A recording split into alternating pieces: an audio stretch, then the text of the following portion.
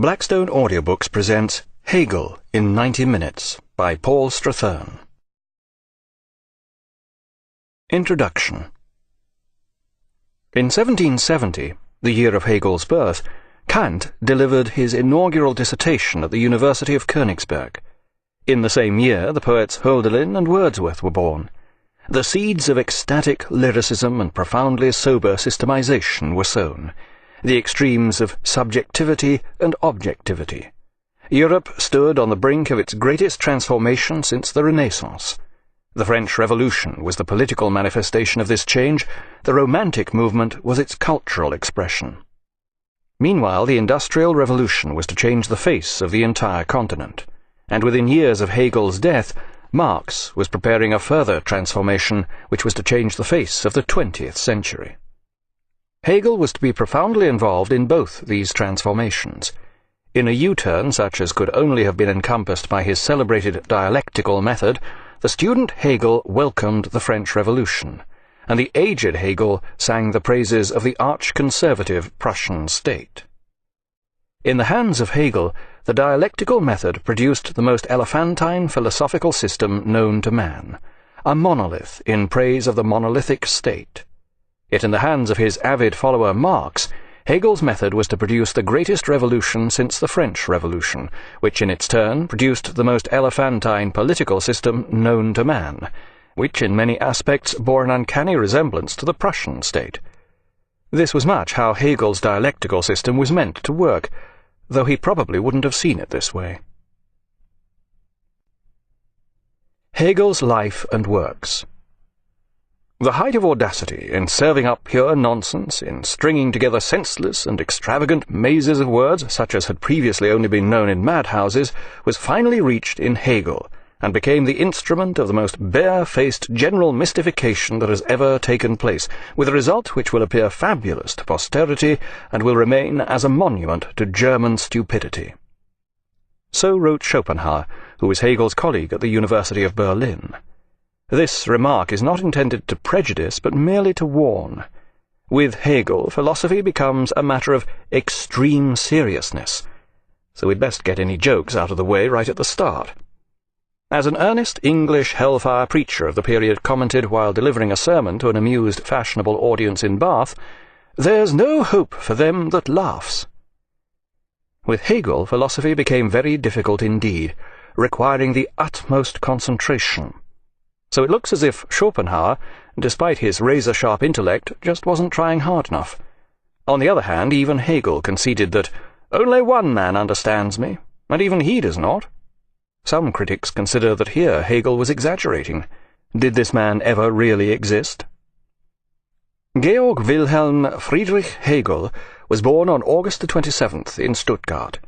His family had for generations been civil servants, and his father worked in the Württemberg tax office. Hegel's upbringing gave him a heavy Swabian accent, which he retained to the end of his days, as well as the belief that self-effacement is one of the cardinal virtues of true culture. He was a sickly child, and was to suffer from several bouts of serious illness before he reached manhood. At the age of 6, he caught such a bad case of smallpox that he nearly died. For more than a week he was blinded, and his complexion remained badly pockmarked. At the age of 11 he survived the fever that struck his entire family and carried off his mother, and during his student years he was laid low for several months by a malarial infection.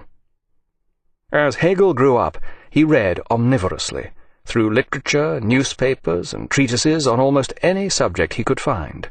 Yet even at an early age he already believed in a strictly systematic approach, meticulously copying out in his journal excerpts from all he read. This thorough training in pedantry, his excerpt mill as he called it, contained quotations on everything, from physiognomy to philosophy, from Hyperboreans to hypochondria. Personal matters were included in this journal only when they illuminated an abstract principle.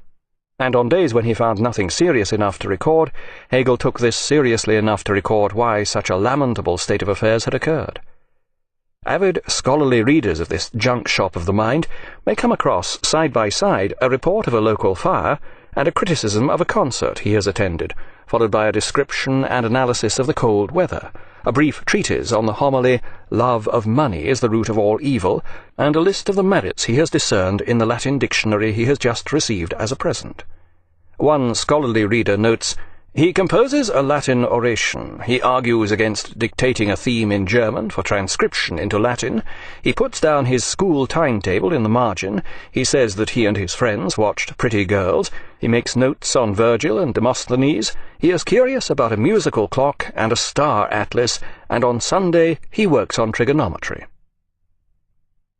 It is difficult to overemphasize the importance of this excerpt mill as an illustration both of exceptional learning and of premature desiccation.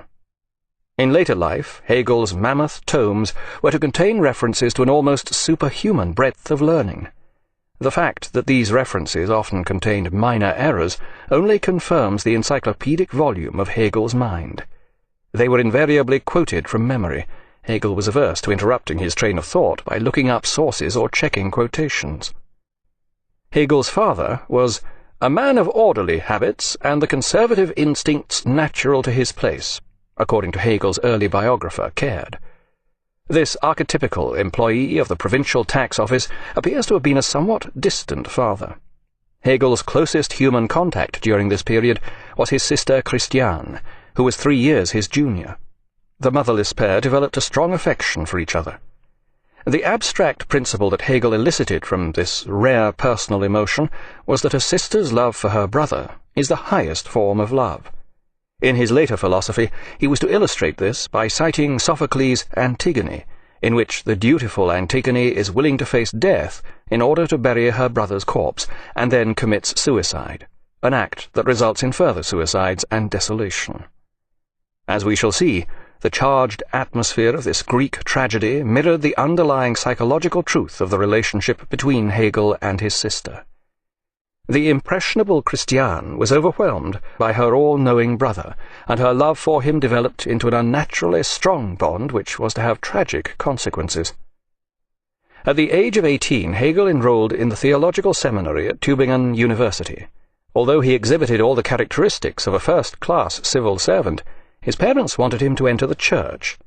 Hegel's interests already extended far beyond theology, but it wasn't until he entered the university that he first became seriously interested in philosophy. It was this interest that brought him into contact with 2 exceptional contemporaries at Tübingen. One was Hölderlin, an ardent Hellenophile, who was to become one of the outstanding lyric poets in the German language. The other was Schelling, whose intensely romantic philosophy of nature was a forerunner of the 19th century reaction against the shallow constrictions of rationalism. In such heady company, Hegel soon became a romantic revolutionary. When the French Revolution exploded, he and Schelling rose at dawn to plant a tree of liberty in the marketplace. Hegel became deeply interested in ancient Greek culture and the new philosophy of Kant. The publication of Kant's Critique of Pure Reason just 7 years earlier, in 1781, was hailed by Hegel as the greatest event in the entire history of German philosophy. To appreciate why Kant was so important, it is necessary to outline the previous history of philosophy. In the mid-18th century, the Scottish philosopher Hume had reduced philosophic certainty to its lowest ebb. Experience, he declared, was our only source of true knowledge. Hume's empirical philosophy had demonstrated the impossibility of creating any further philosophical systems. To build any system, one needed such elements as causality, that is, cause and effect, but Hume had shown that this was a mere supposition. No one had ever experienced a cause and its ensuing effect. All they had actually experienced was one thing following another. It looked as if this was the end of philosophy. Kant, however, managed to circumvent this catastrophe. He suggested that causality was merely one of the ways in which we apprehend the world, like space and time, colour, and so forth. Hume had been right. The world didn't contain such a thing as causality. Instead, it was in us, our way of perceiving the world. Building on this foundation, Kant managed to construct by means of reason an all-embracing philosophical system that explained everything. In a series of all but impenetrable works, Kant proceeded to explain his system to the world. The great era of German metaphysics was launched in all its high-mindedness and prolixity. Hegel was enraptured. Here was a mind as encyclopedic and prosaic as his own. Königsberg. In the same year, the poets Hölderlin and Wordsworth were born. The seeds of ecstatic lyricism and profoundly sober systemization were sown, the extremes of subjectivity and objectivity. Europe stood on the brink of its greatest transformation since the Renaissance. The French Revolution was the political manifestation of this change. The Romantic movement was its cultural expression. Meanwhile, the Industrial Revolution was to change the face of the entire continent, and within years of Hegel's death, Marx was preparing a further transformation which was to change the arch-conservative Prussian state. In the hands of Hegel, the dialectical method produced the most elephantine philosophical system known to man, a monolith in praise of the monolithic state. Yet in the hands of his avid follower Marx, Hegel's method was to produce the greatest. Blackstone Audiobooks presents Hegel in 90 Minutes by Paul Strathern.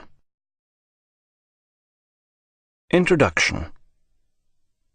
In 1770, the year of Hegel's birth, Kant delivered his inaugural dissertation at the University of the face of the 20th century.